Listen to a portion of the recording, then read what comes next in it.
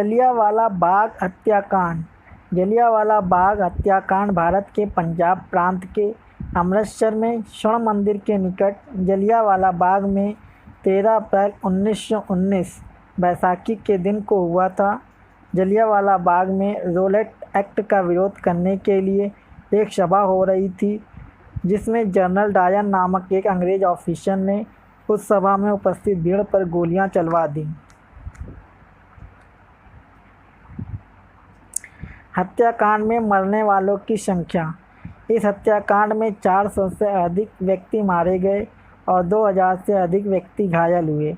अमृतसर के deputy commissioner कार्यालय में 484 शहीदों की सूची है, जबकि जलियांवाला बाग में कुल 388 शहीदों की सूची है।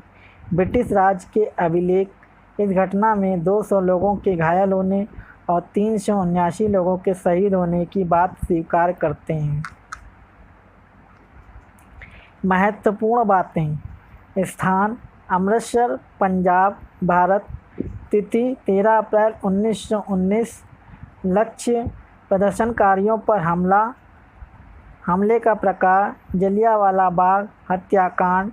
मृतकों की संख्या 379 से 1000। गन ली एनफील्ड राइफल। अपराधी ब्रिटिश भारतीय दल। ऐतिहासिक दिवस 13 अप्रैल 1919 को बैसाखी का दिन था। बैसाखी वैसे तो पूरे भारत का एक प्रमुख त्यौहार है, परंतु विशेषकर पंजाब और हरियाणा के किसान सर्दियों की रबी की फसल काट लेने के बाद नए साल की खुशियां मनाते हैं। 13 अप्रैल 1699 को 10वें और अंतिम गुरु गोविंद सिंह ने खालसा पंथ की स्थापना की थी, इसलिए बैसाखी पंजाब और आसपास के प्रदेशों का सबसे बड़ा त्यौहार है और सिख इसे सामूहिक जन्मदिवस के रूप में मनाते हैं। अंग्रेजों द्वारा अत्याचार। आंदोलन के 2 नेताओं सत्यपाल और सैफुद्दीन किचलू को गिरफ्तार कर काला पानी की सज़ा दे दी गई। 10 अप्रैल 1919 को अमृतसर के उप कमिश्नर के घर पर इन दोनों नेताओं को रिहा करने की मांग पेश की गई, परंतु ब्रिटिशों ने शांतिप्रिय और सभ्य तरीके से विरोध प्रकट कर रही जनता पर गोलियां चलवा दी, जिससे तनाव बहुत बढ़ गया और उस दिन कई बैंकों, सरकारी भवनों, टाउन हॉल, रेलवे स्टेशन में आगजनी की गई। अंग्रेजों द्वारा गोलाबारी। सैनिकों ने बाग को घेरकर बिना कोई चेतावनी दिए निहत्थे लोगों पर गोलियां चलानी शुरू कर दी। 10 मिनट में कुल 1650 राउंड गोलियां चलाई गईं। जलियांवाला बाग उस समय मकानों के पीछे पड़ा एक खाली मैदान था। वहां तक जाने या बाहर निकलने के लिए केवल एक सकरा रास्ता था। चारों ओर मकान थे, भागने का कोई रास्ता नहीं था। कुछ लोग जान बचाने के लिए मैदान में मौजूद एक मात्र कुएं में कूद गए, पर देखते ही देखते वह कुआं भी लाशों से पट गया। जांच पड़ताल। नंबर 1, इस हत्याकांड की विश्वव्यापी निंदा हुई, जिसके दबाव में भारत के लिए secretary of state Edwin Montagu ने 1919 के अंत में इसकी जांच के लिए हंटर कमीशन नियुक्त किया।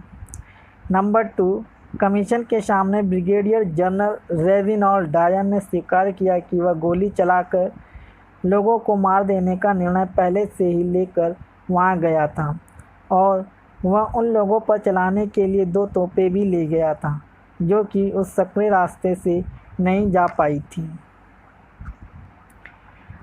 हंटर कमीशन की रिपोर्ट आने पर 1920 में ब्रिगेडियर जनरल रेजिनाल्ड डायर को पदोन्नत करके कर्नल बना दिया गया। नंबर 4, हाउस ऑफ कॉमन्स ने उसका निंदा प्रस्ताव पारित किया, परंतु हाउस ऑफ लॉर्ड्स ने इस हत्याकांड की प्रशंसा करते हुए उसका प्रशस्ति प्रस्ताव पारित किया। नंबर 5, विश्वव्यापी निंदा के दबाव में के बाद को ब्रिटिश सरकार ने उसका निंदा प्रस्ताव पारित किया और 1920 में ब्रिगेडियर जनरल रेजिनाल्ड डायर को इस्तीफा देना पड़ा। 1927 में प्राकृतिक कारणों से उसकी मृत्यु हुई। करतूत बयानबाजी। मुख्यालय वापस पहुंचकर ब्रिगेडियर जनरल रेजिनॉल्ड डायर ने अपने वरिष्ठ अधिकारियों को टेलीग्राम किया कि वो उस भारतीय की एक फ़ौज ने हमला किया था जिससे बचने के लिए उसको गोलियां चलानी पड़ी। ब्रिटिश लेफ्टिनेंट गवर्नर माइकल ओडायन ने इसके उत्तर में ब्रिगेडियर जनरल रेजिनॉल्ड डायर को टेलीग्राम किया कि तुमने सही कदम उठाया, मैंने तुम्हारे निर्णय को अनुमोदित करता हूँ। फिर ब्रिटिश लेफ्टिनेंट गवर्नर माइकल ओडायन ने अमृतसर और अन्य क्षेत्रों में मार्शल लॉ लगाने की मांग की, जिससे वायसराय लॉर्ड चैम्सफोर्ड ने स्वीकृत कर दिया। 1997 में महारानी एलिजाबेथ ने इस स्मारक पर मृतकों को श्रद्धांजलि दी थी। 2013 में ब्रिटिश प्रधानमंत्री डेविड कैमरॉन भी इस स्मारक पर आए थे। विजिटर्स बुक में उन्होंने लिखा कि ब्रिटिश इतिहास की यह एक शर्मनाक घटना थी। जलियांवाला बाग राष्ट्रीय स्मारक संशोधन विधेयक 2019। राज्यसभा में 19 नवंबर 2019 को पारित होने के पश्चात यह विधेयक संसद से पारित हो गया। इससे पूर्व लोकसभा में 2 अगस्त 2019 को पारित किया गया था। केंद्रीय संस्कृति मंत्री प्रहलाद सिंह पटेल ने बिल पेश करते हुए कहा कि जलियांवाला बाग एक राष्ट्रीय स्मारक है तथा घटना के वर्ष 2019 में 100 साल पूरे होने के अवसर पर हम इस स्मारक को राजनीति से मुक्त करना चाहते हैं। विधेयक में प्रमुख प्रावधान। इस विधेयक के द्वारा जलियांवाला बाग राष्ट्रीय स्मारक अधिनियम 1951 में संशोधन किया गया।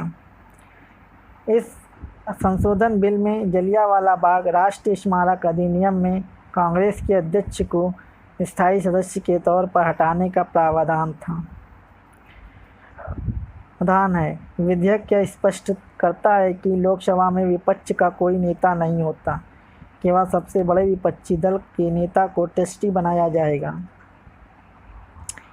यह विधेयक केंद्र सरकार को यह अधिकार दिया है कि वह ट्रस्ट के किसी सदस्य को उसका कार्यकाल पूरा होने से पहले ही हटा सकती है।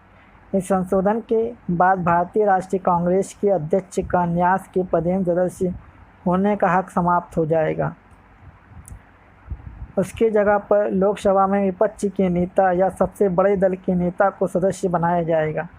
जनता द्वारा वित्त पोषित जलियांवाला बाग ट्रस्ट की स्थापना साल 1921 में की गई थी। इसके नए न्यास का गठन साल 1951 में किया गया। नए न्यास में व्यक्ति विशेष को सदस्य बनाया गया तथा किसी संवैधानिक पद पर आसीन व्यक्ति को इसमें शामिल नहीं किया गया था। अब सरकार निर्वाचित लोगों को संवैधानिक और प्रशासनिक पदों में शामिल कर रही है। किसी विशेष व्यक्ति को नामित नहीं किया जाएगा। साथ ही इस सदस्यों को हर 5 साल के बाद बदल दिया जाएगा। साथ ही शहीदों के परिजनों को भी ट्रस्ट में शामिल किया जाएगा। यदि आपको यह जलियांवाला हत्याकांड चैप्टर अच्छा लगता है तो आप इसे सब्सक्राइब करें, लाइक करें और शेयर करें।